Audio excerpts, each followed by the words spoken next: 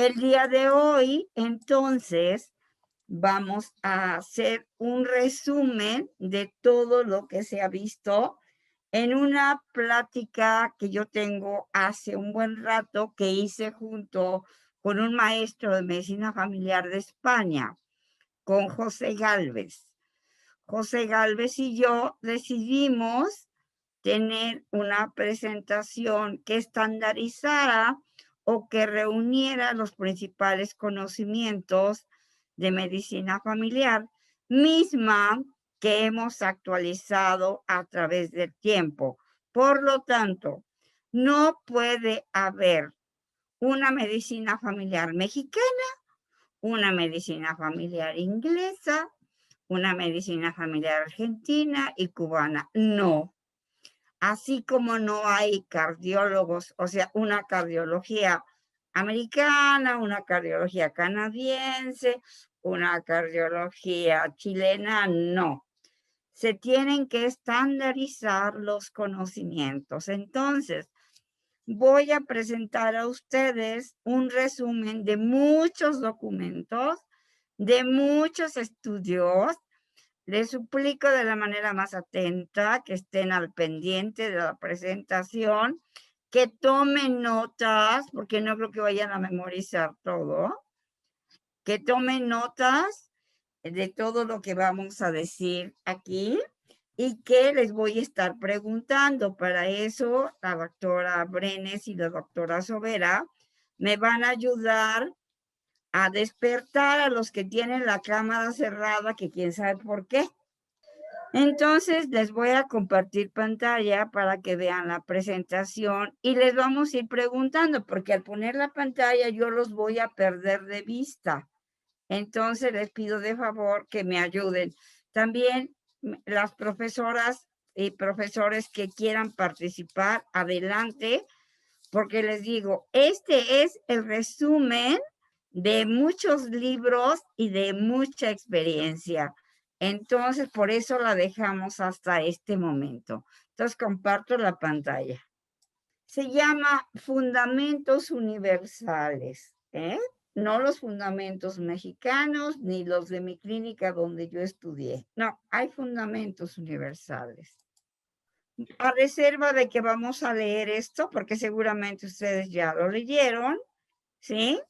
Hay todavía dos modelos médicos para atender a la salud.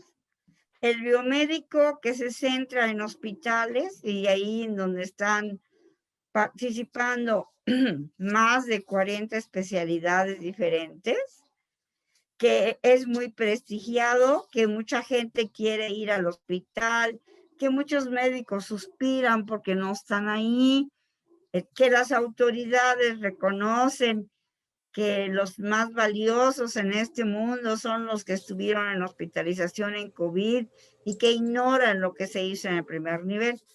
Y el modelo biopsicosocial, que está centrado no en los médicos familiares, que está centrado en las personas, porque nosotros no atendemos máquinas, atendemos personas.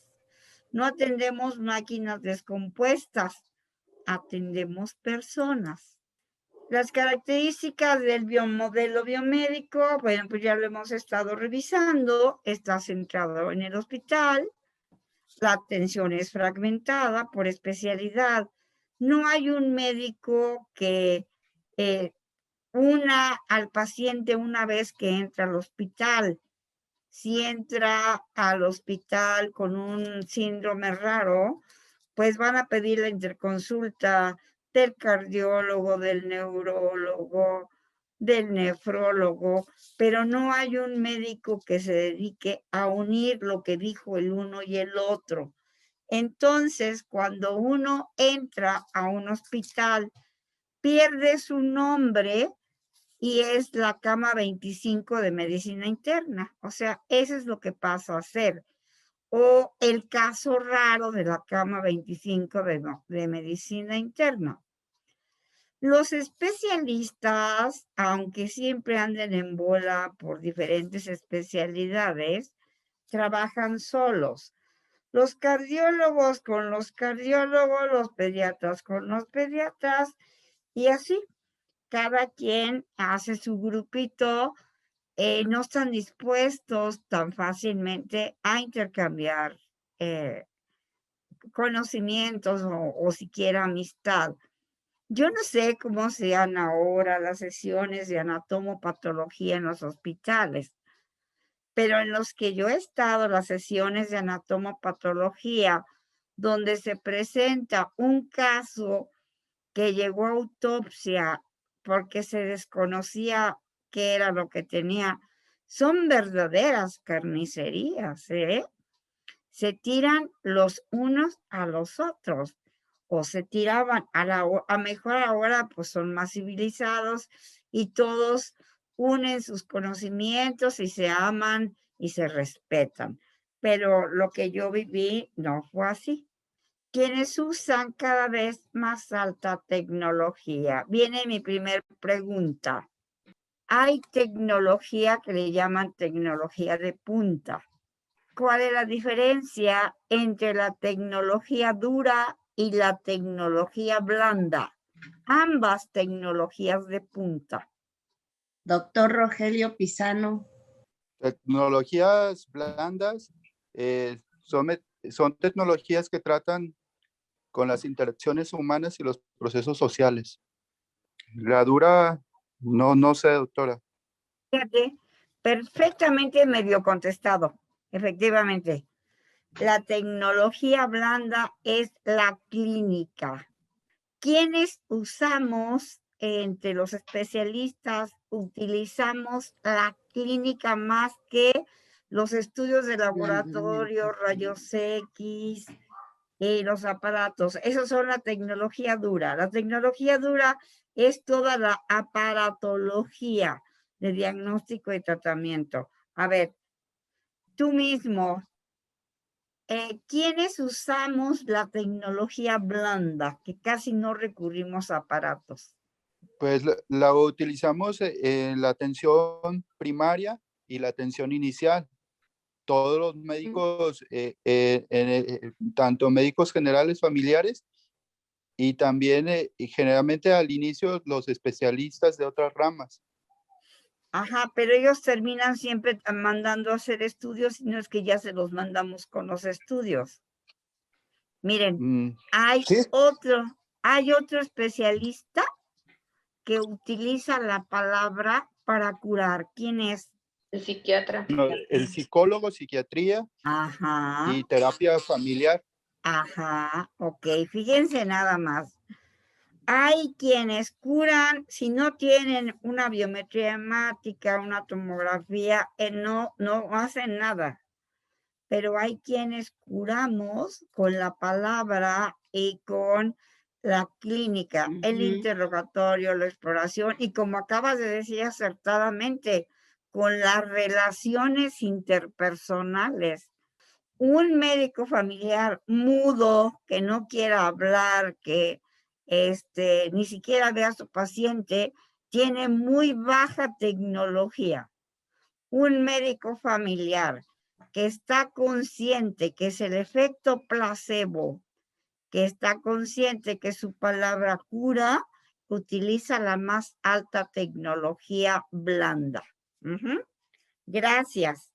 A ver, ¿alguien quiere comentar esta diapositiva? Sí, buenos días. Bueno, yo creo que se refiere a analizar la historia natural de la enfermedad para llegar al diagnóstico. No. Estamos en la investigación, ¿eh? O sea, a la aplicación de la investigación. ¿Para qué se aplica la investigación en los hospitales? ¿Por qué los hospitales de tercer nivel, su característica es la investigación biomédica?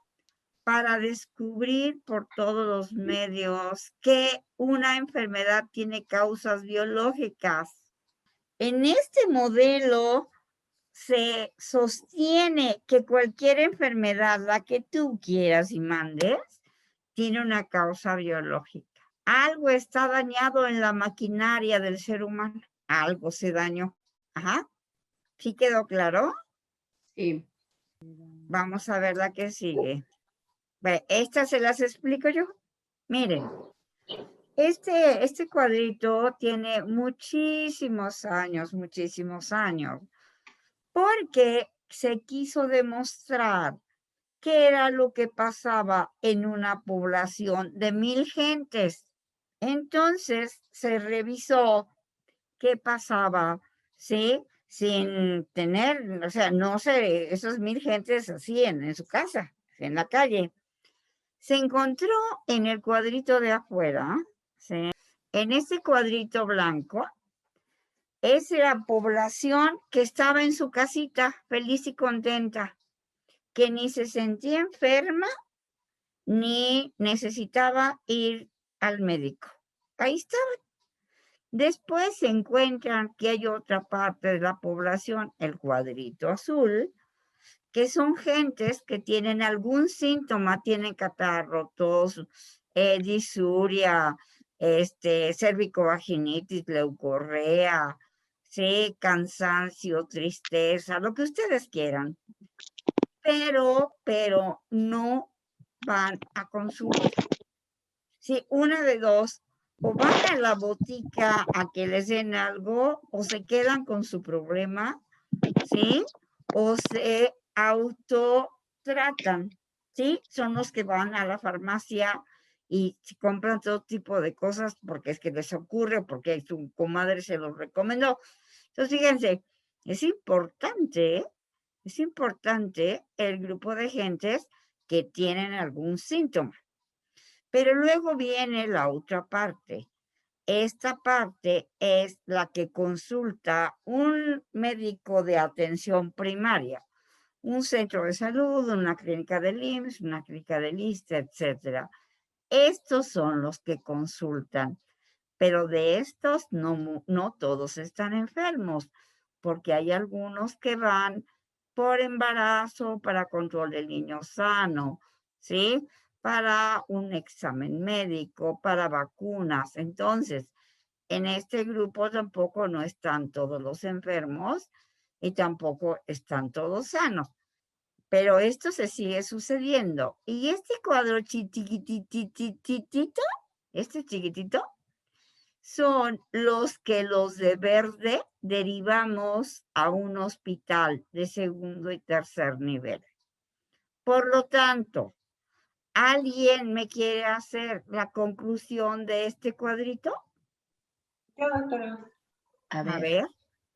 Bueno, realmente ahí se da o se aprecia que la población que acude a los servicios de atención primaria, pues es una población bastante amplia, de ahí que se resuelva pues prácticamente el 90% de la atención a los problemas de salud. Y solamente la derivación realmente al segundo o tercer nivel, pues bueno, llega a ser muy pequeño, prácticamente de un 10%, a veces un poquito menor. Muchas veces esto creo que ha habido como esa discrepancia, ¿no? Que se piensa que todo derivamos y no es así. Realmente la resolución que da atención primaria es bastante amplia y de ahí vemos la población realmente que acude a los servicios de salud de una población total, por ejemplo, ahí la que nos está poniendo en perspectiva, realmente es, reduce bastante la que acude con nosotros. Muchos de ellos también que acuden ya después con nosotros, los vemos, por ejemplo, lo que nos comentaba, que muchas veces hay automedicación o incluso, pues bueno, recomendaciones de tratamientos de manera empírica con ayuda de algún familiar o, por ejemplo, algún conocido. Y ya solamente si no se resuelve de esta manera, muchas veces ya acuden con nosotros, pero aún así, si damos cuenta, también es una población bastante grande la que no acude a los servicios de salud. Ok. Y tú misma, ¿de quién es responsabilidad esto? ¿De quién? Pues es que todo eso tiene que ver con la educación primaria, que nosotros le podemos dar a la gente en educación para la salud. Entonces, aquí nosotros tenemos que ir y convencerlos para que vengan hacia nosotros y poderles ofertar, obviamente, características que la gente muchas veces toma como cuando van al dentista. La mayoría de las personas pues no van a una profilaxis dental hasta que no tienen una muela cariada o que tienen dolor. Pues de una vez les digo, todo esto es responsabilidad de atención primaria. Esto es atención primaria, ¿sí? Los que no se sienten enfermos, los que se sienten enfermos y no van, y los que se sienten enfermos o no se sienten enfermos, pero consultan. Esto es responsabilidad de la atención primaria, ¿sí? Bueno, les voy a pasar la que sigue. Miren, eso es exactamente los cuadritos que no consultan. Dice, y lo que no llega, o sea, ahí entre el que no tiene síntomas, estarán de acuerdo conmigo que aunque no tenga síntomas, puede haber una displasia cervical. Sí, doctora. Sí, ahora, pueden estar de acuerdo conmigo que puede haber una hemorragia posmenopáusica y que la persona lo catalogue como normal. Sí. Desafortunadamente sí, doctora, hay personas que no van, a pesar de que saben, o a lo mejor ni saben que no deben de volver a tener sangrados después de la menopausia. Y tiene que ver con la educación en salud. Así es, exacto. Ahora mire, ¿todos los cánceres de mama nos llegan a tiempo? No, la gran No. mayoría de las veces llega a veces en etapas bien avanzadas. Exacto. Ahora, puede estar esta paciente con un tumor de mama entre los que no tienen síntomas, no se sienten enfermos, Sí. entre los que se sienten enfermos y no van también, ¿verdad? Bueno, aquí vamos a entrar a un terreno muy amplio. Los fumadores y bebedores excesivos. ¿Ustedes creen que todos los fumadores y bebedores excesivos saben que eso es una enfermedad? No, por No. eso continúan tomando y fumando. Ujú. Y cuando desarrollen síntomas, ¿cómo van a llegar? Ya en etapas finales, bueno, ya con alguna complicación. Ajá. El fumador puede llegar con una tos Con una- crónica, ¿no? Nada Ajá. más, ¿no? No forzosamente con un cáncer, puede llegar con una tos crónica porque se está infectando y infectando y infectando. O un El síndrome bebé- coronario también, doctora, que muchas veces no se toma en cuenta eso. Y que pudiera ser también que fuera un masculino y aparte fumador y se le sumara, por ejemplo, obesidad, dislipidemia. Y eso es bien común, por ejemplo, a veces en hombres jóvenes que no tomaban en cuenta esos factores de riesgo. En urgencias eso nos pasa. Personas que no son tan grandes y que presentan síndromes coronarios agudos. Sí. ¿Es? Y luego, los bebedores excesivos. Todos, bueno, bebedor excesivo puede llegar con una intoxicación alcohólica, puede llegar con un sangrado de tubo digestivo, ¿sí? Puede llegar accidentado. ¿Están de acuerdo? Bueno, ¿con qué frecuencia estos bebedores excesivos identifican que es alcoholismo y que están enfermos? Son bien renuentes. Muchas veces, como que viven una realidad alterna. No sé, yo así me explico la situación. Es bien difícil. Me tocó un caso de un chico que tenía un buen puesto en la zona industrial aquí en San Luis Potosí. Y me tocó ver cómo fue avanzando, lo perdió todo y realmente él jamás dio su brazo a torcer. El chico murió desangrado de tubo digestivo, tuvo varios reingresos a urgencias, se ayudó, tratar de ayudar con trabajo social, su familia definitivamente lo relegó y era un chico joven, no pasaba de los 36 años, pero tuvo consumo de alcohol desde su adolescencia. Y la otra cosa, que en muchos casos la primera copa se le invita al papá y la mamá, ¿sí? Para que aprendan, para que aprendan. O que en la familia es una familia de alcohólicos y no se ve mal, es parte de la familia, ¿no? Pero la otra, como muchas veces estas situaciones ya están normalizadas por el mismo contexto donde están, Entonces, consumir alcohol o fumar continuamente es normal para el medio en el que están. Por lo cual también no hay como una aceptación de la enfermedad porque dicen lo puedo controlar. Entonces, yo lo manejo, no me ha sobrerebasado. Y cuando realmente ya necesitan disminuirlo, no lo pueden controlar. Entonces, el paciente prefiere no ir a la consulta porque en su realidad ellos creen que ellos tienen el control de la enfermedad. Entonces, fíjense, estos fumadores excesivos pueden estar en la parte blanca del cuadrito, ¿verdad? O sea, ellos dicen, no, pues no tengo, me siento, más bien me siento a todo dar, ¿no? Aunque una cruda, no sé, ustedes que hayan sentido una cruda, yo sí. Una cruda no es nada bueno. No, ¿cómo se van a sentir bien? Pero ellos lo catalogan como parte de la fiesta, ¿no? Ahí podríamos también poner a los, por ejemplo, los fumadores pasivos, porque tampoco se pueden, bueno, no tienen síntomas hasta ya efectos tardíos y tampoco acuden a la consulta. Sí, porque es ir a acusar a su mamá, a su hermano, a su marido de que fuma delante de mí, ¿verdad? Bueno, a ver, una personita distinta que nos hable, Guadalupe. ajá, que nos hable de los hipertensos que no consultan, las embarazadas que no asisten, la gente que tiene falta de vacunas y el embarazo en adolescentes. A ver. Erika Guadalupe. Hola, buenos días. Buenos días. Buenos días. Al menos yo en mi práctica diaria como residente hemos visto que, por ejemplo, los hipertensos, sabemos que en su gran mayoría los síntomas no inician hasta que la hipertensión ya está demasiado descontrolada. Entonces, cuando llegan a consulta, le tomas la presión y le dices que tiene unas cifras elevadas de tensión arterial, pues no creen.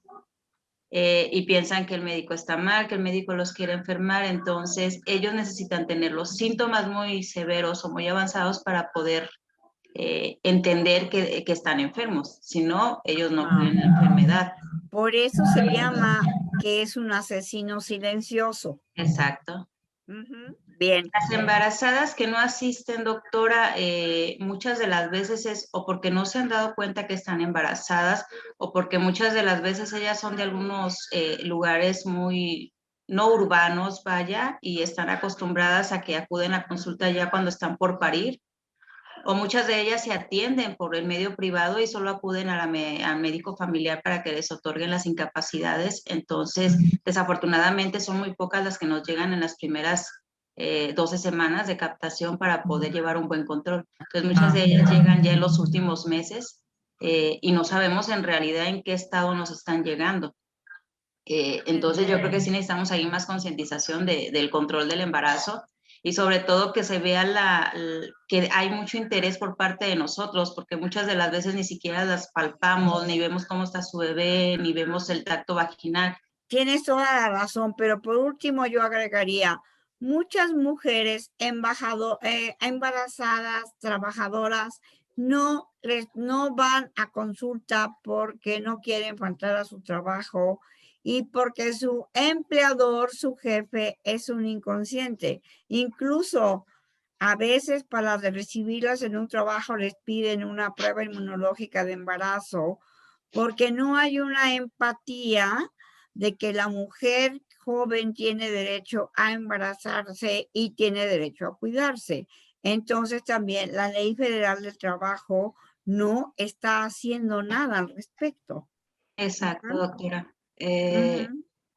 Y pues sí, falta mucha capacitación por parte de los médicos. Exacto. Fíjense, ¿sabían, o si ustedes lo saben porque ustedes revisan embarazadas, el trabajo se toma como un factor de riesgo? Sí. Ejemplo, que yo trabaje con solventes. ¿Está en alguna parte que yo identifique como un factor de riesgo trabajar con solventes? Nunca se ha considerado en la identificación del riesgo reproductivo el trabajo de las mujeres. Y bueno, yo sí tengo la amarga experiencia de haber trabajado con mujeres de las maquiladoras del norte que trabajan con muchas sustancias, que viven cerca de los campos que se riega con paratión y malatión, que están mucho tiempo de pie y bueno, en ese, si ustedes analizan la estadística, el mayor número de malformaciones congénitas y de anencefalias están en esa parte, en la franja de la frontera. ¿Por qué? Porque no se ha considerado nunca, y ya revisé la Ley Federal del Trabajo, no se considera los riesgos de trabajo como una parte de riesgo reproductivo y de riesgo gestacional. Entonces, ese es un problema bien serio. Y luego, no asisten, bueno, la falta de vacunas. Mónica Romero. Es el mismo caso de las embarazadas, doctora, la falta de cultura y bueno, y del resto de los padecimientos que ya comentaron, la falta de conocimiento, pero que volvemos al mismo punto, esto corresponde al médico en general, el que les hable a los pacientes de la importancia de tener un cuadro de un esquema completo de vacunación, y lo estamos viendo en la actualidad. La falta de información o la mala información por cualquier medio, pues hace que la gente le tenga miedo a la vacunación, que no acuda. Y eso, pues, es nuestra obligación como médicos, estarlo con frecuencia, pues estarles insistiendo a los pacientes de la gran importancia que tiene. Entonces es como decía ustedes, bueno, como han dicho todos, es responsabilidad de nosotros, los médicos, en general y a cualquier nivel. Sí, pero es responsabilidad de la atención primaria. En la atención primaria hay enfermeras, Sí, el personal en general. de salud pública, trabajadoras sociales, jefes de servicio, directores. Todos tenemos responsabilidad, nada más los médicos, ¿no? Claro, y que además haya la vacuna. Sí, perdón, doctora, que la interrumpa. Y además que exista la vacuna, es responsabilidad de la institución de cualquier nivel que exista la vacuna, porque la persona que va a vacunarse y pues o que lleva a sus niños a vacunación y no encuentra que no hay vacuna, pues después no regresa.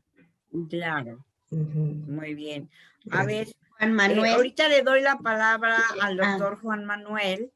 Ajá, nada más. Tú misma termina con embarazo en adolescentes. El embarazo en adolescentes es muy frecuente y lo vemos cada día más en poblaciones rurales, sobre todo, pues es muy normal para ellos, ¿verdad? A veces que pues tienen 12, 13 años y pues la niña ya está embarazada y no tiene ningún tipo de orientación. Esto empieza, claro, desde la educación en la casa, y lo triste de todo es que cuando llegan con nosotros, incluso niegan el embarazo, llegan a veces con la mamá o con el, y pues al momento de explorarlas es cuando uno se da cuenta. Ellos argumentan que tienen un problema gastrointestinal en ocasiones o alguna infección de vías urinarias las lleva a consulta y es cuando descubrimos el embarazo. No lo dicen a veces, ¿no? Por el miedo a la reacción de la familia. Así es. Muy bien. A ver, Juan Manuel, ¿qué quieres opinar, por favor? Sí, más que nada quería compartir, pues también parte de mi experiencia en las consultas, ¿verdad?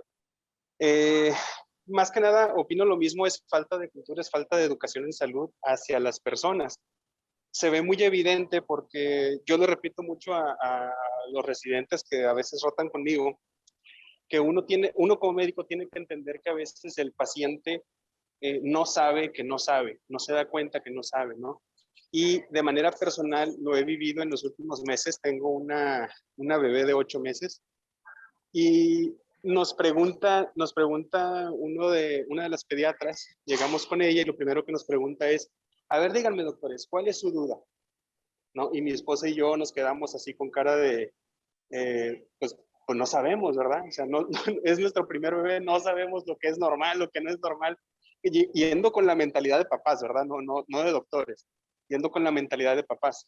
Entonces, ahí se evidencia bastante. Si tú le preguntas a un paciente, dígame señora, ¿cuáles son sus dudas respecto a a la diabetes, a la hipertensión, a su control prenatal, etcétera.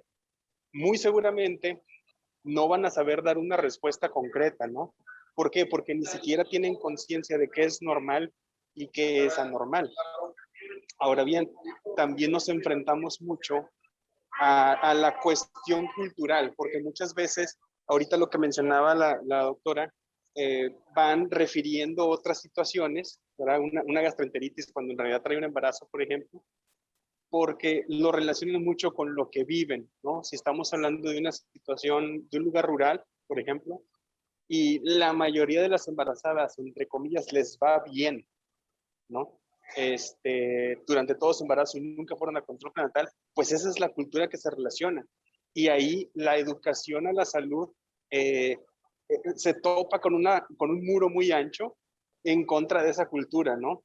Pero pongo entre comillas que les va bien, porque irles bien es pues mientras el bebé venga bien y la mamá esté bien, o sea, no se muera ninguno de los dos, todo está bien, ¿no? Pero si empezamos a educar a las personas de que, por ejemplo, voy a poner un caso muy común para mí, el paciente que viene con diabetes y que dice él, no, es que no tengo diabetes. Simple y sencillamente el invitarles a, muy bien, señora, le voy a pedir que por favor esté muy al pendiente si empieza a orinar mucho, si empieza a tener mucha sed, si empieza a tener mucha hambre, si empieza con calambres en los pies, si empieza con vista borrosa, acuda nuevamente a consulta, ¿no?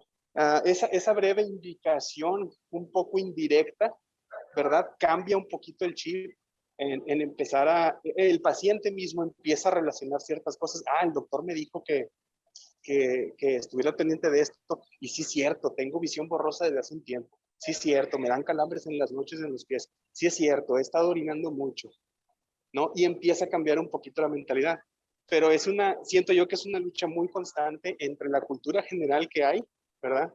Y también esa falta de información o esa falta de educación hacia las personas. Ajá. Regresando al cuadrito, vamos a regresar al cuadrito. ¿Ustedes creen que aquí están todos los especialistas? ¿Se van a responsabilizar de todo esto? ¿Que los hospitales sea su responsabilidad todo lo que pasa aquí? No.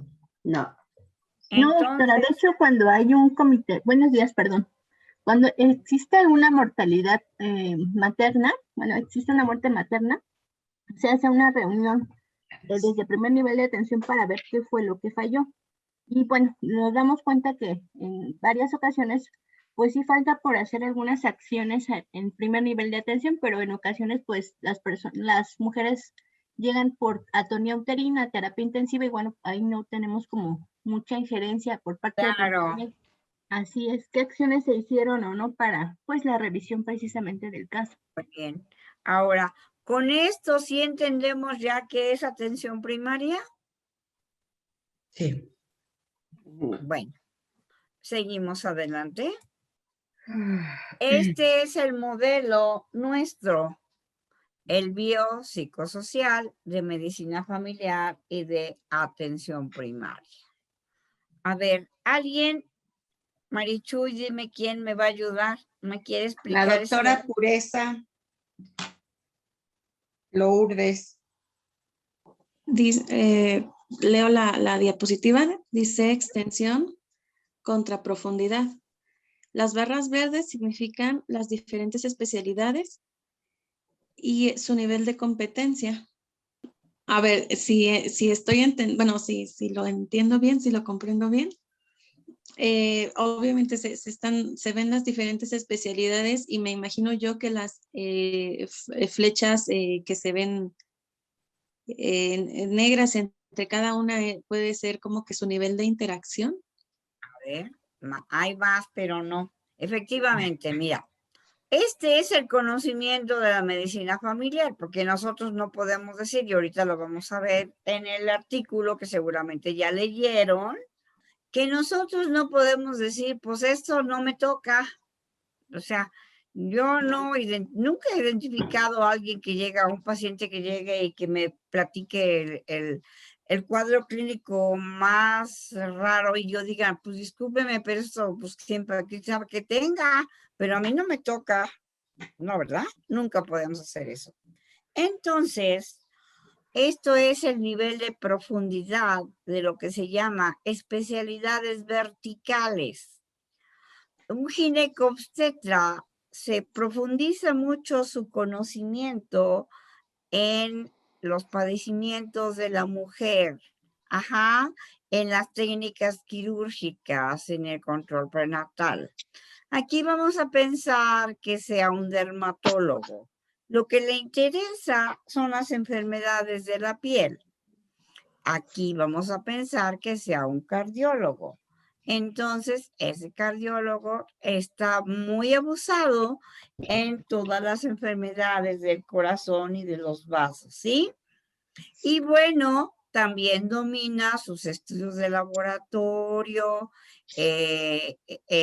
los últimos avances de los medicamentos, etcétera.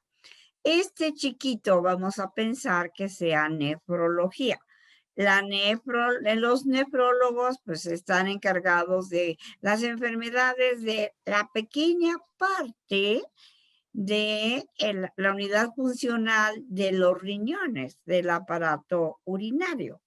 Entonces, bueno, pues dominan mucho el manejo de los electrolitos, el manejo de la expresión de medicamentos y todos los demás daños.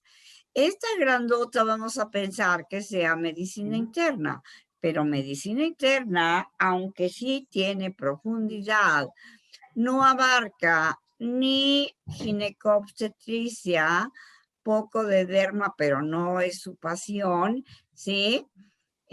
No ve, por ejemplo, traumatología, no ve niños, no tiene ninguna habilidad quirúrgica. Entonces, estas son las especialidades verticales, y así pónganles más de 40 en México. ¿Qué pasa con esto? Esto quiere decir que estos somos nosotros. Nosotros nos movemos en la superficie de todas las especialidades.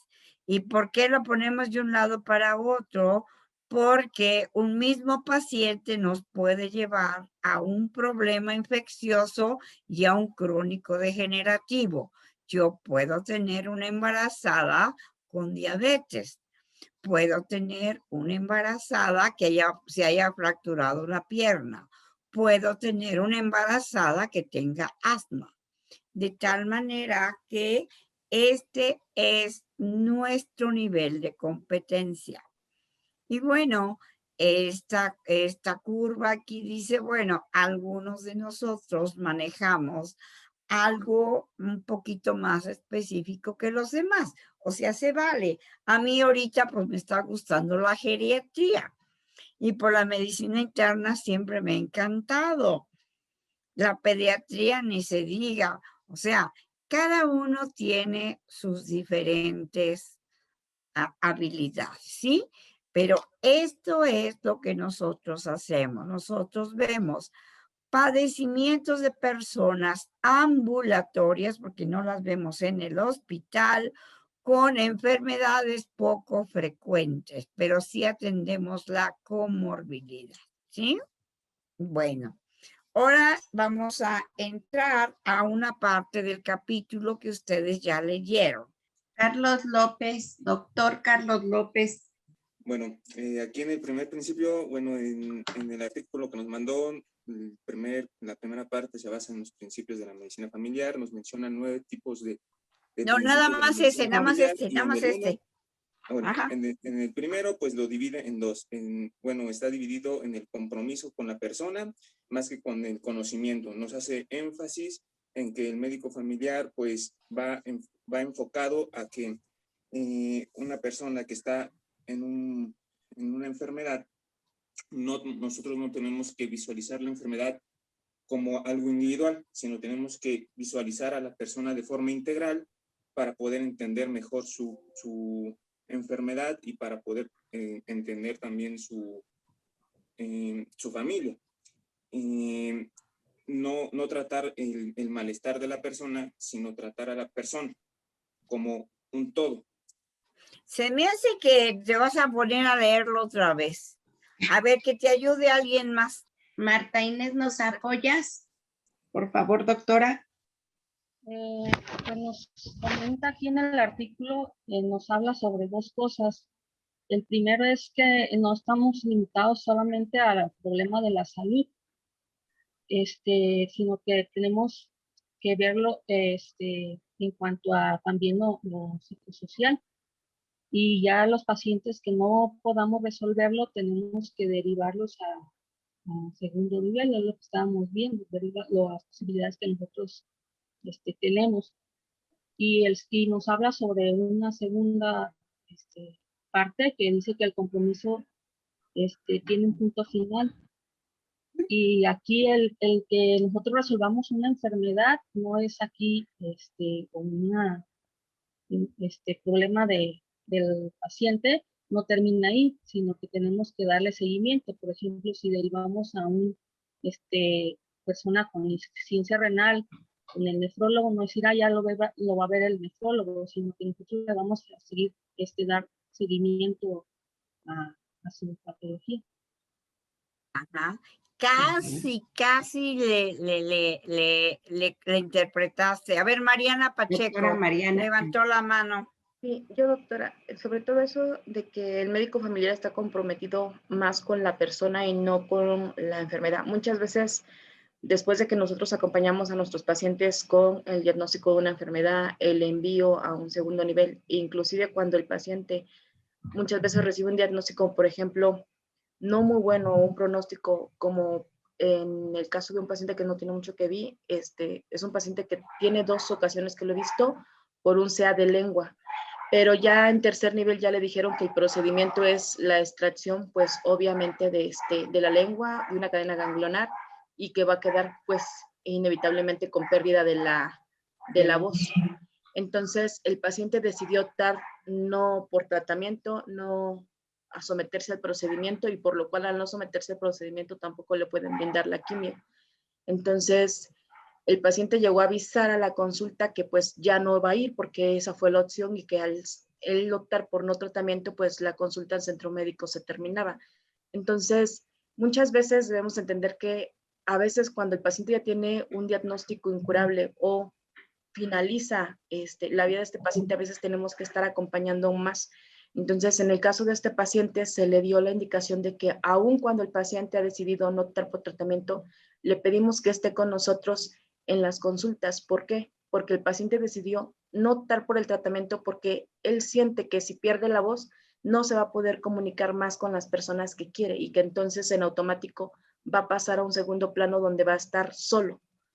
Y la otra, se le da el acompañamiento para el tratamiento del dolor. Entonces, por eso muchas veces este primer precepto que dice que estamos comprometidos más que con la persona, que con el conocimiento que yo pueda tener para tratar su enfermedad, o con su enfermedad porque no tiene una forma en que yo la pueda resolver, es estar ahí con el paciente orientándolo. En este caso se le brindó el apoyo para que el paciente pueda entrar a clínica de manejo del dolor, y con nosotros en la consulta para seguirlo apoyando. Sí. Entonces, muy bien, las dos lo comentaron bien. En pocas palabras es, yo no me puedo hacer que no me toca, esa es una. No me toca, lo que puedo es pedir ayuda, pero si ya pedí ayuda, no puedo soltar al paciente, porque si yo dejo ir un paciente que tiene, vamos a pensar, una enfermedad reumática, pues le va a dar diarrea, está obeso, tiene trastornos de sueño, ¿sí? Entonces, yo no le puedo decir, ya váyase ya con el especialista, ya que se acabó las... No, usted va con el especialista para lo que yo lo mandé y regresa conmigo, porque usted sigue siendo mi paciente. Bueno, y la otra cosa de nuestro compromiso con las personas, Claro. ¿sí? Aquí se trata de que jamás en medicina familiar hay punto final. ¿Por qué? Porque yo no puedo dar de alta a un paciente cuando que se le quite su motivo de consulta por la que vino una vez y decir, usted vino por infección urinaria. No, pues entonces ya venga cuando se siente otra vez mal. No, porque seguramente yo ya le identifiqué a través de mi historia clínica orientada por problemas, ya le identifiqué otros problemas, porque una persona no nomás tiene un problema, ¿sí? Y si no, pues hay que vacunarla, etcétera. Entonces, no se puede dar de alta a un paciente y aun cuando se muera, me tengo que seguir con el duelo de los familiares. Entonces, estas son las dos partes importantes de tener compromiso con las personas. A ver, ¿quién me ayuda con el contexto de la enfermedad? Doctor Héctor Garay, ¿nos apoya? Bueno, realmente en esta parte que comprender el contexto de la enfermedad, tomamos también un poquitito de lo que se había comentado del compromiso, ¿no? O sea, tenemos que ver a nuestro paciente de forma integral y no como lo hacen otros especialistas, porque también a veces he visto que todos dicen, ay, el especialista, todos somos especialistas, nosotros en medicina familiar y los otros en otras enfermedades. Lo hemos visto mucho en el hospital general. Paciente va al cardiólogo y le dice, es que fíjese que yo tengo un problema de osteocondritis. Ah, pues eso no es mi problema y eso, vete a la consulta externa para que te manden a ortopedia. Entonces, ahí es donde vienen los principales problemas de atención. Entonces, comprender el contexto de la enfermedad, hay que tomar al paciente como, bueno, no nada más el problema del paciente, sino hay que ver a la familia, hay que ver su entorno principalmente. Lo que dice el artículo dice, para comprender una cosa correctamente, necesitamos verlo tanto dentro de su ambiente como toda la gama completa de variaciones. Muchos padecimientos no pueden ser comprendidos completamente a menos que se vean en el contexto. Miren, no es lo mismo una diabetes en un empresario, una diabetes en un estudiante de medicina, una diabetes en un ama de casa. Lo tenemos que ver en el contexto de la persona y de su ambiente, si no, no la vamos a comprender. Y aquí dice bien importante, cuando un paciente es admitido en el hospital, mucho de ese contexto se ve removido, oscurecido. Miren, los médicos de las otras especialidades que atienden pacientes en el hospital, sí, lo que están viendo son órganos enfermos, individuos enfermos, pero no lo ligan a una familia, a un ciclo vital, no lo ligan a que es obrero, no lo ligan a que tiene 3 hijos, no lo ligan a que tiene antecedentes de atopias. Entonces, nada más lo separan de su familia y lo meten como un microscopio, pero los pacientes vistos en el hospital otra vez son números de cama, son casos clínicos. El médico familiar, tenemos que comprender el contexto de la enfermedad. Y si nos negamos a enterarnos un poquito de la vida de cada uno de nuestros pacientes, pues estamos actuando de manera reduccionista y podemos ser muy buenos médicos generales y no estamos peleados con eso.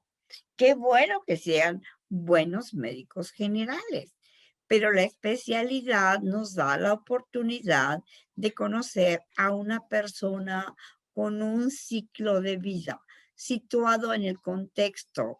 Sí, el doctor Garay como padre de familia, el doctor Garay como estudioso, el doctor Garay en un hospital de tercer nivel, pero aún así que defiende su especialidad. Sí, entonces, en esos 15 minutos que tenemos, pero como son 15 minutos repetiditos porque no los vemos una sola vez, vamos juntando las piezas de rompecabezas que cada uno de nuestros pacientes es. Entonces, el contexto es pensar de dónde viene, quién es su familia, cosa que en un hospital no interesa. A ver, Marichula, ¿qué Aquí- sigue? Aquí es bien importante, doctora, las visitas a domicilio para ver en sí todo el contexto de la enfermedad. Como bien decía el doctor Garay, el entorno es muy importante. Lástima que en las instituciones, quien no hace medicina privada o no le gustan las visitas a domicilio y va a regañar al pobre paciente de ¿por qué me pediste visita? Entonces se pierde ese contexto, ¿eh? Porque el paciente nos puede venir a contar un cuento chino de su casa. Y cuando vamos a su casa, madre de mi vida, yo cuando doy consultas por telemedicina que les digo, enciéndanme la cámara y me enseñan su habitación, me llevo cada sorpresa. Sí, porque bueno, pues cómo puede estar un paciente muy enfermo en una habitación totalmente desordenada y sucia, ¿no? Por ejemplo. Continuamos, doctora Carla Cervantes, perdón. Buenos días, doctora. Buenos días a todos. Entonces, aprovechar todas las oportunidades para prevenir la enfermedad. Ahí, bueno, según en el artículo, pues cada que vemos a un paciente, podemos aprovechar para hacer una acción preventiva, para ver qué más le está haciendo falta a nuestro paciente. Nosotros como médicos familiares no vemos una sola vez a nuestro paciente, lo vemos muchas veces, y es ahí cuando podemos estar aprovechando para que cada que va, nosotros podemos estar realizando acciones en nuestro paciente y pues así lo vemos de una forma más integral. Excelente, muy bien, muy bien. Ajá. A ver, Marichula, ¿qué sigue? Doctor Luis Alberto. Sí, el punto de recordar siempre que cada persona pertenece a una población de riesgo referente a al artículo. Considero que según lo que leí del artículo, que el médico familiar desde su punto de vista clínico no debemos de pensar que nuestra población es vulnerable, al contrario. O sea, nuestra población llega a nosotros porque se encuentra vulnerable no nada más en el aspecto biológico, sino como comentan los compañeros también el trasfondo que no se nos enseña muchas veces por completo en nuestras sedes de la búsqueda intencionada del trasfondo que pudiera tener esa patología biológica, ¿no? Que muchas veces pues está en la falta del apoyo de la familia, de la pareja, ¿sí? Eso es lo que entendí del apartado del médico de pues familia. yo pienso que hay que volverlo a leer, fíjate. El médico de familia, a ver, vamos a leerlo otra vez, por favor. Punto 4. El médico de familia ve en su práctica como una población en riesgo. Los clínicos piensan normalmente que en términos de pacientes individuales, más que en grupos de población, los médicos de familia tienen que pensar en términos de ambos. Esto significa que en uno de sus pacientes que no ha sido inmunizado u otro al que no se ha controlado la presión sanguínea, deberían preocuparle tanto como aquel que se atendió para control del niño sano o en el que es tratado por hipertensión. Esto implica un compromiso de mantener la salud de sus miembros en su grupo de práctica, se atienda o no en el consultorio. ¿Y ahora qué opinas? Bueno, igual lo entendí mal. Sí, eso, o sea, de que no debemos generalizar al paciente que va por hipertensión, a la señora que va por control prenatal, al niño, a la mamá que lleva a su niño por control del niño sano. Entonces, pues debemos de verlos en sí a todos como una población vulnerable. Digo, no sé, estoy mal. Que tiene sus riesgos, cada uno tiene sus riesgos. Y miren, a ver, ¿conocen todas las cartillas nacionales de salud? En el IMSS se llaman Prevenims. ¿Sí las conocen? Sí. Bueno, ahí están bien identificados los riesgos por grupo de edad. O sea, si va un adolescente conmigo, doctor, si va un adolescente a la consulta, ¿cuáles son sus riesgos del adolescente? Yo le preguntaría si tiene sordera o incontinencia urinaria. De entrada no, yo creo que sería darle una orientación sexual, ¿no? Dependiendo Así es, por lo esa que es vaya. una. ¿Qué más? Pero orientación sexual y ¿Qué vacunas le tocan, doctor? ¿Qué vacunas le tocan a un adolescente? a un adolescente pues serían las adicionales prácticamente. Bueno, si es que ya revisamos la cartilla de vacunación. Sí, no, ya le pusimos todo. ¿Qué le toca como adolescente? Lo dice la Cartilla Nacional de Salud. Sí, como adolescente entraría en el caso de las mujeres, la de BPH, adicionales de influenza y... Ay, No, híjole, se nos murieron 5,000 adolescentes por esa canción. La SR, doctor. Sarampión, rubiola. Porque la inmunidad, se descubrió que la inmunidad de la vacuna del sarampión de la niñez se termina alrededor de los 10 años. Si yo no me acuerdo de eso y hay una epidemia de sarampión, ya en los años 90 se nos murieron 5,000 adolescentes por haber omitido, bueno, en esa época no se investigaba y no se vacunaba a adolescentes. Entonces, es muy importante dominar a las cartillas nacionales de salud, muy importante, ¿sí? Porque viene por grupo de riesgo. Entonces, pues yo no le voy a detectar diabetes a un jovencito delgadito, deportista, no le voy a detectar diabetes, pero ¿qué sí le puedo detectar? Alteraciones en el crecimiento, en el peso. Obesidad, apostosis nígrica. Obesidad. Adicciones, sí, claro. Inicio de vida sexual, sexo protegido, ¿no? Bueno, muy bien. Itzel tenía su manita levantada. Sí, Itzel. Buenos días, otra vez. Bueno, lo que yo quería opinar es que cualquier paciente o a lo mejor no paciente, sino cualquier individuo de nuestra población tenemos precisamente que detectar en el grupo en el que se encuentra y hacer acciones con ese paciente. Ya lo dijeron ahorita, si el paciente, le revisamos, no tiene su esquema de vacunación completo, hay que aplicarle vacunas, hay que darles pláticas, hay que hacer las detecciones oportunas. Yo, por ejemplo, que estoy en el Seguro Social, si un paciente ahorita, precisamente estamos hablando de las 5 R's, doctora, si el paciente llegó a darse de alta, pues hay que revisar luego su cartilla y enfocar el grupo etario a lo que necesita el paciente. Siempre ver al paciente como una oportunidad para hacer alguna acción.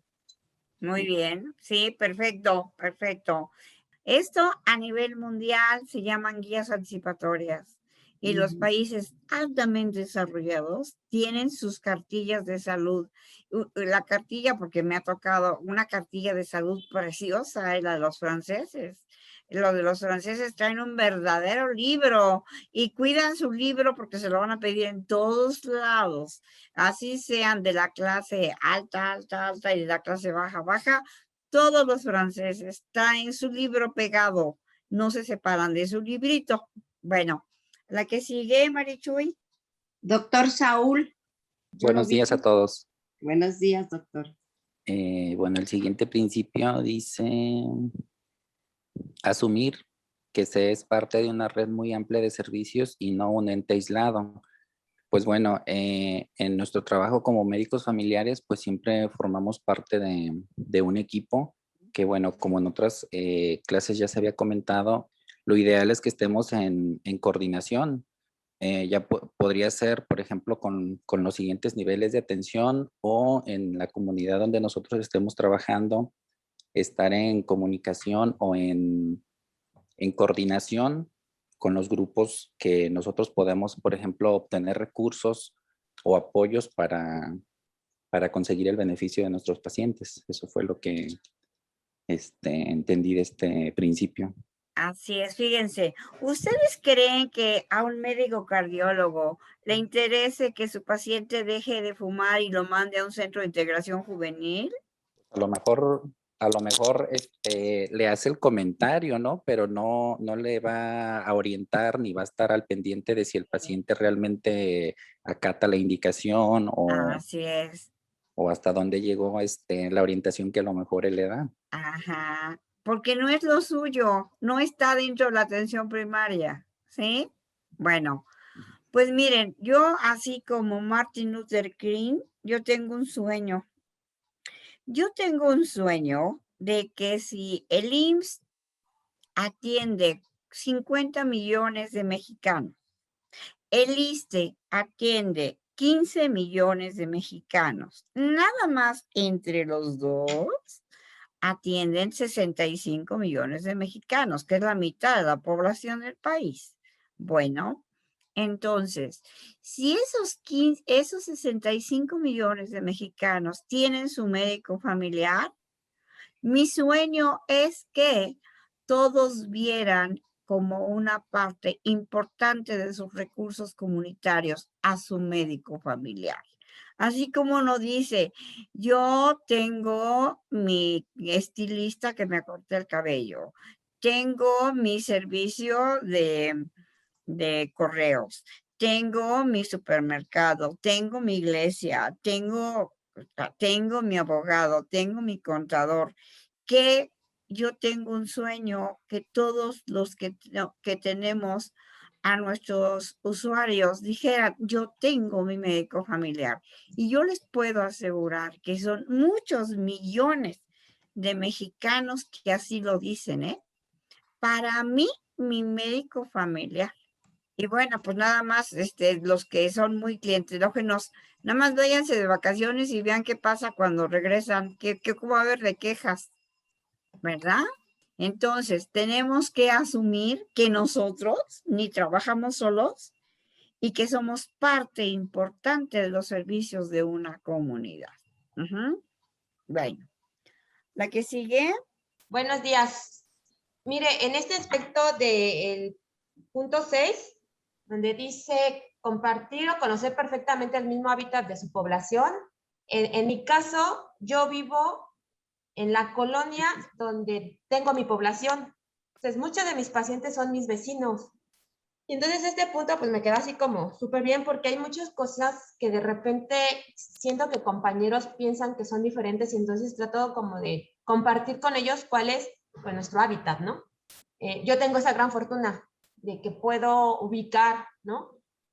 Ciertas circunstancias, ciertas cuestiones y entender un poquito más la parte de cómo se va desarrollando esto o el paciente en esta situación de su comunidad. Esto ha sido el éxito de los médicos de familia cubanos, que los ubica el Estado en la comunidad asignada. O sea, ¿quién sabe dónde vivían? Pues los cambian y les hacen su casa en donde los van a atender. Ese es uno de los éxitos de la sociedad cubana.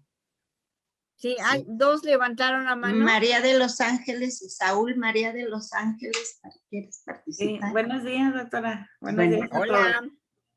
En mi caso, ahí sí tengo una experiencia en la clínica donde me asignaron la segunda ocasión, pues no formaba parte de la comunidad, pero lo que yo hice antes de iniciar mi consulta de ir a la clínica es agarrar mi carrito y hacer un recorrido por las colonias que le tocaban adscritas a esa clínica. Y me fui y hice en el carro, me fui por las calles principales, me metí una que otra calle. Como era una zona de alto riesgo, dije, pues ahí nomás poquito, porque tampoco me voy a poner en riesgo. Pero me sirvió de mucho, doctora, ver los lugares, las colonias donde viven, porque dije, de aquí van a venir mis pacientes. Y yo les voy a preguntar de dónde vives, y ellos me van a decir el lugar donde viven y yo ya voy a saber más o menos el entorno en el cual ellos se desarrollan. Y me ha servido de mucho, doctora, porque mis pacientes luego me dicen, no, es que me asaltaron en tal parte. Le digo, ¿dónde vives? Y yo ubico mentalmente la localidad y le digo, y pues ya le hago saber de que tenga mucho cuidado porque es una zona de alto riesgo, que no se exponga X. Al igual que a veces veo algunos algunos pacientes a veces me invitan a sus casas, pero a reuniones sociales la verdad no voy. Pero les digo, nomás díganme dónde vive y de repente me doy la pasadita por donde viven y también ubico los domicilios, veo factores de riesgo. A mí en lo particular me ha servido mucho eso. Actualmente ya soy parte de la comunidad porque ahora en la clínica donde estoy, la colonia donde vivo, pertenece a esa clínica. Entonces, pues con mayor razón, a veces los pacientes, la verdad, a veces nos quieren cuentear, pero como uno ya sabe dónde viven o el lugar donde viven, pues les digo, a ver, ubícate y me ubico. Porque le digo, yo vivo casi donde tú vives, así es que dime bien la verdad. ¿Te ubicas o te ubico? Pues a mí me ha funcionado eso, doctora, de que si no me toca cerca, yo voy y hago mis rondines por las colonias de repente. Yo no digo tal vez. Y a ver, ¿y cuánto perdiste en tiempo, en dinero, hacer esa sencilla acción? ¿Cuánto perdiste? No, doctora, yo siento que realmente no perdí nada, la verdad. ¿Y cuánto ganaste? Y gané mucho, porque sé en el entorno donde viven mis pacientes, sí lo sé. Y sí me ha tocado ir a hacer visitas a domicilio y también veo todo su entorno, veo la dificultad.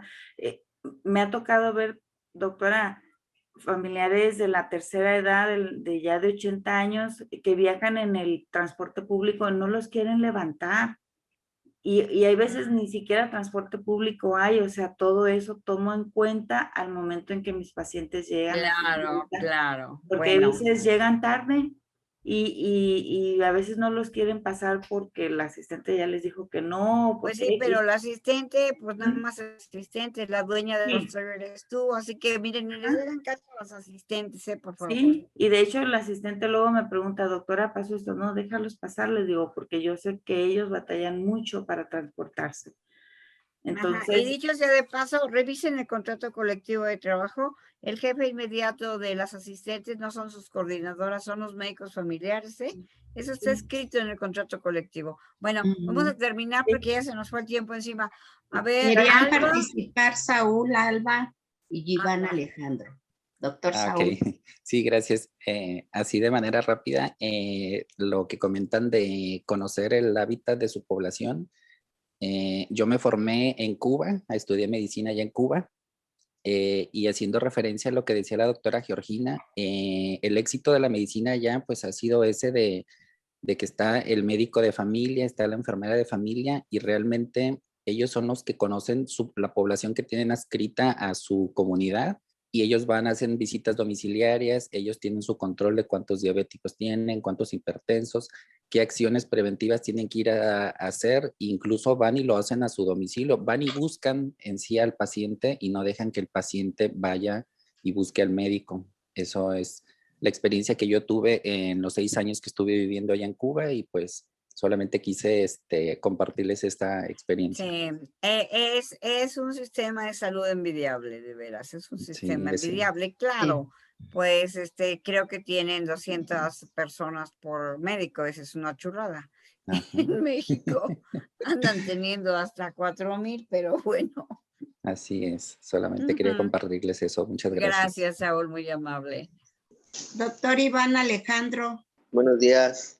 Bueno, en relación a dar atención por igual al consultorio, el domicilio y el hospital, creo que debemos de tratar a los pacientes por igual y darles la misma atención, sin importar que sea el consultorio particular o en el hospital rural o en su domicilio. Nosotros no debemos de perder la esencia y debemos de tratar de hacer todas las actividades en los distintos escenarios en los que podamos llegar a dar la consulta. No tiene por qué cambiar la manera de dar la atención. Ahora, fíjate nada más, un paciente que le das consulta en tu consultorio, luego lo vas a ver en el hospital, ¿cómo te trata el paciente? Se acuerda de uno y le da más confianza al paciente que estemos nosotros mismos en el hospital y si lo externan, si lo llegan a externar. Inclusive yo tengo la fortuna de atender precisamente así, el consultorio, el domicilio y el hospital. Sí, eso es una maravilla, porque bueno, yo también en la práctica privada, sí, bueno, también cuando estaba en el instituto, en el IMSS, pues también los atendía en el consultorio, en el domicilio, y aunque les molestaba muchísimo los compañeros del hospital, pues me aparecía en el hospital y abría el expediente y casi me andaban mandando sacar con el policía. Pero pues a mí qué me importaba, ya lo había visto. Bueno, la que sigue, a ver, tenía alguien levantada la mano para que sea otorgar importancia. Andrés Chávez. Bueno, buen día. El punto 8 del médico de familia da mucha importancia a los aspectos subjetivos de la medicina. Esto hace referencia a la reconciliación de los sentimientos del paciente y la comprensión más profunda de las relaciones, tanto familiares como sociales. Y esto, bueno, debe ser llevado desde un punto de vista autorreflexivo. Es decir, nosotros como médicos familiares debemos de comprender bien nuestros sentimientos, nuestras creencias y idiosincrasias, para así poder entablar una comunicación directa con nuestra población, verlo desde un punto de vista también poblacional, como mencionaba hace rato el doctor, desde el punto de vista del propio paciente, para poder así crear un enfoque completo de la enfermedad de nuestro paciente. Bueno, es lo que yo entendí.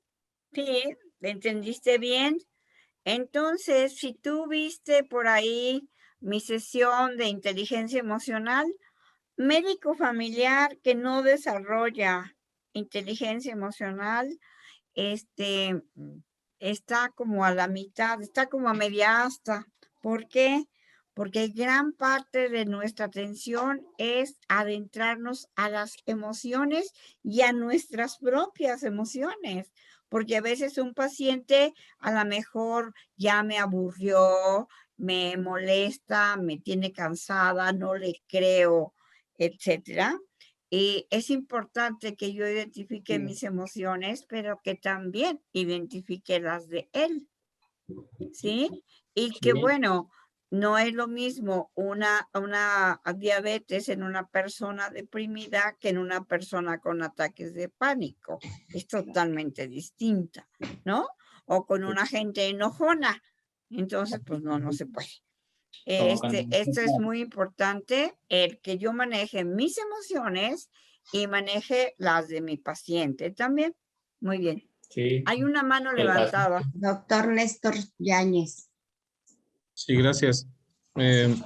Yo quería pues nada más comentar acerca de esto de la autorreflexión, justo lo que comentó en su clase de inteligencia emocional acerca de la empatía, porque pues nosotros como médicos familiares estamos con una gran saturación de consulta pues todos los días y pues ya casi en todo el momento, nunca estamos dejando de dar consulta y dando consejos a los pacientes, y muchas veces pues incluso nos encontramos pacientes con los que no tenemos pues nada en común, o incluso que nos llegan a caer mal, pero los tenemos que atender de igual forma y con la misma calidad de servicio. Y para esto pues sí se requieren de muchas habilidades, y sobre todo esto de la empatía, y tratar a esos pacientes de esa forma para mantener una integridad en nuestra consulta.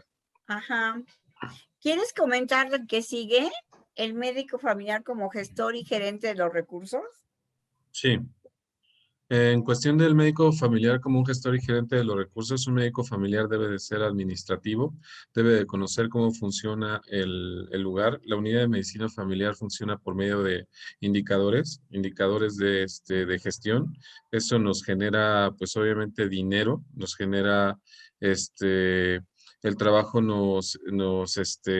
pues nos da la oportunidad de seguir trabajando al ser gestores de nuestras empresas, de la forma en la que gastamos recursos, y eso en cuestión de la medicina familiar es algo que nos compete muchísimo. Leí en alguna parte que un médico familiar tiene más habilidades como director que en otras especialidades, porque tiene mayor extensión de conocimientos, y ha estado pues por todos lados. Nosotros nos metemos hasta en la sopa y en el condimento de cualquier comida, porque conocemos de todo, y eso nos hace un gran gerente de recursos. Así es. Pureza, ¿quieres hablar de lo mismo? Sí, doctora, bueno, a lo mejor nada más como complementar la idea, digo, parte de que como estamos pues muy ligados a la atención primaria, pues sabemos como en general el panorama de la población en la que estamos. Entonces, pues sabemos así como que cuáles son las necesidades de la población. Si estoy en la costa, cuáles son las enfermedades que más prevalecen en ese lado, en un área metropolitana, en un área rural. Y aparte, pues como también conocemos así en general pues a lo mejor no todo el manejo, pero más, o sea, como que lo que necesitamos pues es por eso que también como médicos familiares, pues somos buenos gestores, además de que pues debemos de saber cómo administrar más que nada los recursos, puesto que, pues como acaban de decir, en la medicina familiar está pues a veces muy sobresaturada de pacientes, de consulta, y entonces debemos como que de saber administrar pues tanto tiempos como recursos. Fíjense que yo tuve un jefe que era muy administrador y decía, el médico familiar tiene 4 chequeras, y las 4 chequeras cuestan millones de pesos y no se dan cuenta que cada firma de nosotros genera millones de pesos. Las 4 chequeras son el recetario, el blog, bueno, las incapacidades, o sea, las recetas, las incapacidades, los exámenes de laboratorio y las referencias a segundo nivel. Y hay gente tan insegura y tan impreparada que receta y receta y receta y no sabe ni lo que receta, ¿sí? Y que anda recetando de más. Otras personas, yo me encontré cuando revisé incapacidades, ¿ustedes creen que un esguince de tobillo grado 2 requería 90 días de incapacidad? Digo, nada más por historia natural de la enfermedad, ¿sí? Un grado 2. Bueno, pues me encontré muchos esguinces cervicales también con muchos días de incapacidad. Entonces, se requiere que para ser buen gerente, que es el dueño del changarro de un consultorio, ¿sí? No se dispendie el recurso, que es un recurso del trabajador, de los empresarios y de los impuestos. Nada es gratuito en el seguro social. Si yo tengo encendida la luz todo el día, si yo pongo mi cafetera, pues estoy consumiendo luz. Si luego hay gentes que van y se ponen las tenazas ahí, para enrizarse el cabello, llega la hora del café y encienden sus cafeteras. Todo eso es consumo de que no lo hacemos nosotros, lo hace la institución, paga la institución. Entonces, los médicos familiares en todo el mundo, estamos considerados los gerentes de un sistema nacional de salud. De nosotros depende, ¿sí? Si derivamos mucho, si derivamos poco, si dejamos pasar las enfermedades y las complicamos, si no sabemos prescribir, etcétera, etcétera. Un buen médico certificado, pero de veras, es un excelente gerente. Ese lo quisiera yo contratar para mi consultorio. Ese me gusta. Bueno, me voy a pasar al siguiente y ya vamos a terminar este tema. Lo voy a cortar hasta aquí. Entre los fundamentos están las habilidades. La continuidad, ya platicamos mucho de lo que es continuidad, del nacimiento a la muerte, en lo biológico, en el domicilio, en el consultorio, en el hospital, ¿sí? Entonces, esto es continuidad y a través de su historia natural de la enfermedad. Integralidad, ahorita se las muestro, cuidado de la familia, acumulación de conocimientos. El que es buen médico familiar anota todo en el expediente porque quiere saber todo de su paciente. Somos generalistas, muy buenos generalistas. Dominamos la relación médico-paciente. Un médico que se pelea con su paciente, se sube al ring con cada paciente, pues ya perdió. parece que el que perdió es el paciente, no, es el médico, porque no va a poder seguir trabajando bien. Trabajar en equipo, igual, pertenecemos a un equipo, ya vimos la gerencia de recursos y medicina basada en evidencias científicas, listas para la práctica, y esto es lo que ustedes están haciendo ahorita. Capacitarse, capacitarse, capacitarse. No que sigan ejerciendo con el piloto automático, con lo que aprendieron en la residencia, porque ya se les olvidó. Bueno, yo nada más quería mostrar esta. Miren, este prisma tiene ya muchos años, es de Jack Medley, 1987, pero aquí le faltan cosas.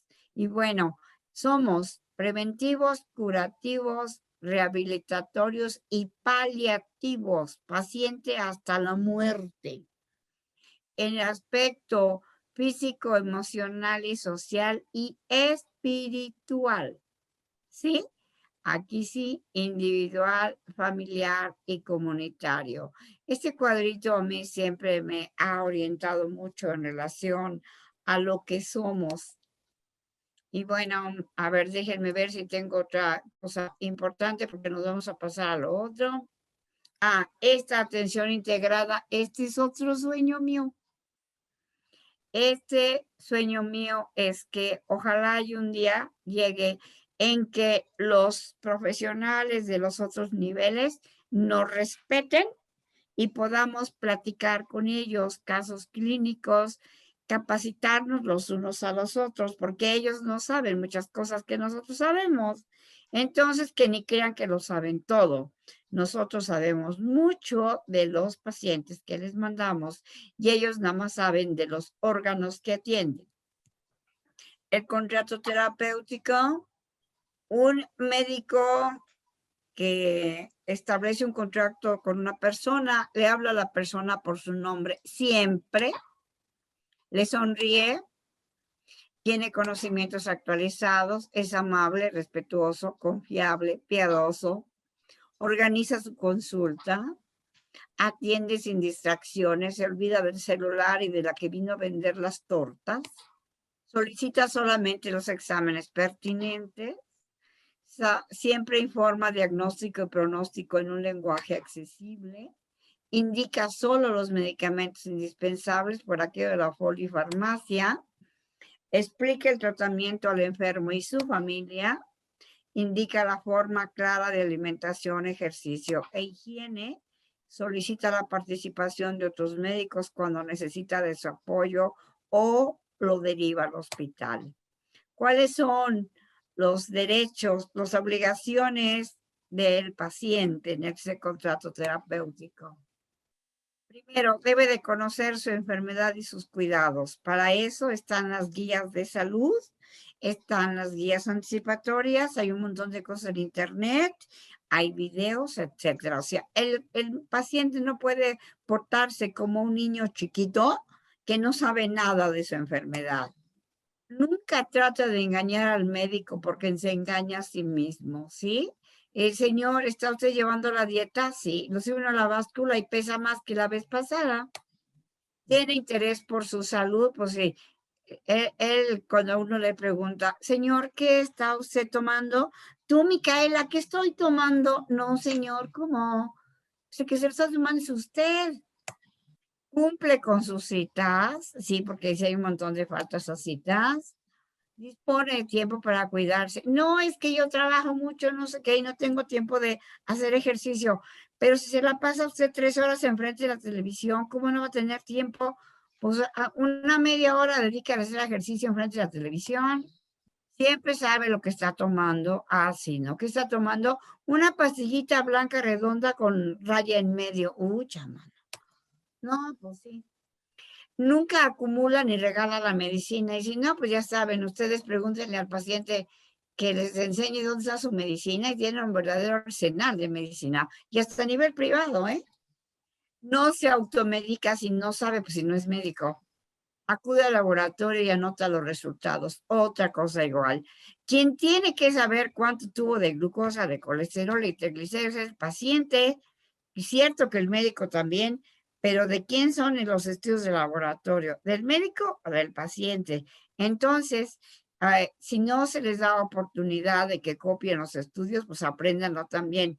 Díganle, a ver, ¿quiere ver usted su azúcar? ¿Quiere ver usted su colesterol? Para que no se hagan los que no saben, ¿eh? Pregunta siempre lo que le ocasiona duda, cumple con el tratamiento. ¿Qué significa? Alimentos, ejercicio, higiene personal y aparte los medicamentos, aparte. Pero lo más importante es esto. Y deja de ser enfermo para ser persona. O sea, no puede ser que la persona con diabetes le diga, perdón, ¿y usted quién es? Yo soy diabético. No, no, usted se llama Juan Carlos, no se llama diabético. No se llama diabético, se llama Juan Carlos, ¿sí? Y nosotros, en Estados Unidos sí se maneja así, ¿eh? ¿En qué somos especialistas? Los médicos familiares somos especialistas en usted. Somos especialistas en personas, en situaciones. En eso somos especialistas.